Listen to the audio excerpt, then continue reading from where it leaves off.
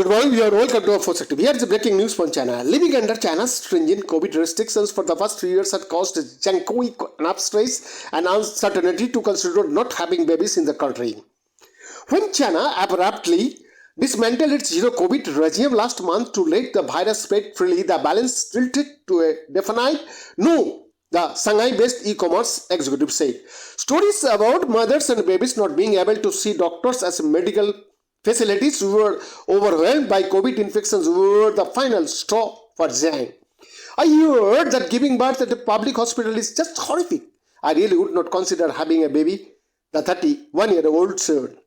A glimpse of the scars caused by the pandemic to China's already bleak demographic outlook may come to light when it reports its official 2022 population data on January 17. Some demographers expect China's population in the 2022 to post its first drop since the Great Famine in 1961.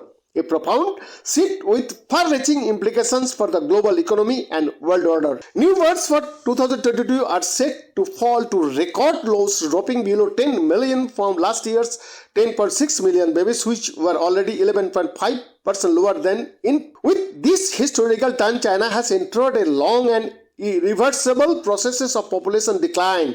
The first time in China and the world's history, said Wang Peng, professor of sociology at University of California. In less than 80 years, China's population size could be reduced by 45%. It will be China unrecognizable by the world then. China's total population increased by 480,000 to 1.4126 billion in 2021. The United Nations predicts China's population will start to decline this year when India overtakes it as the world's most populous country. UN experts see China's population shrinking by 109 million by 2050, more than triple the decline of their previous forecast in 2019. While 9 of the 10 most populous nations in the world are experiencing declines in fertility, China's 2022 fertility rate of 1.18 was the lowest and well below the 2.1 OECD standard for a stable population. The country, which imposed a one-child policy from 1980 to 2015, officially acknowledged it was on the brink of a demographic downturn last year, when the National Health Commission said the population may start decline before 2025.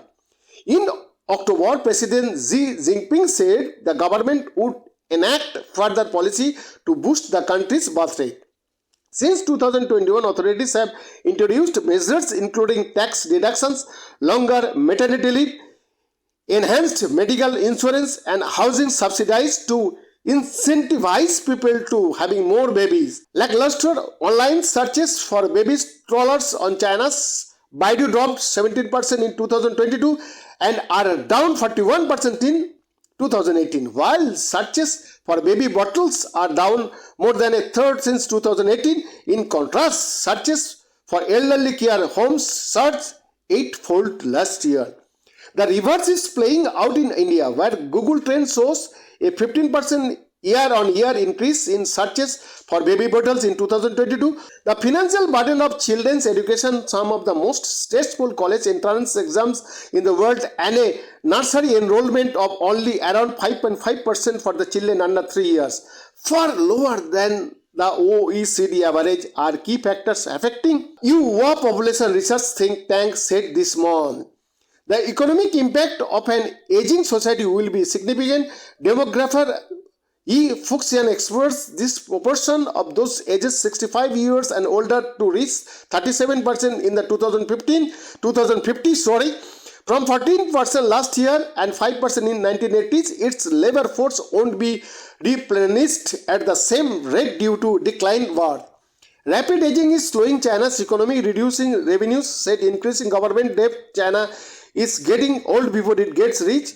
Murphy, a 22-year-old student at Beijing's Communication University of China, said she would not be able to afford a child due to the slow economy. The lockdowns cooled the economy to one of its lowest growth rates in nearly half a century last year. The pandemic reinforced my view, said Murphy, who declined to give her last name for privacy reasons. Even if I could afford my own living expenses, why would I want to have babies? Behind the report, Posak TV.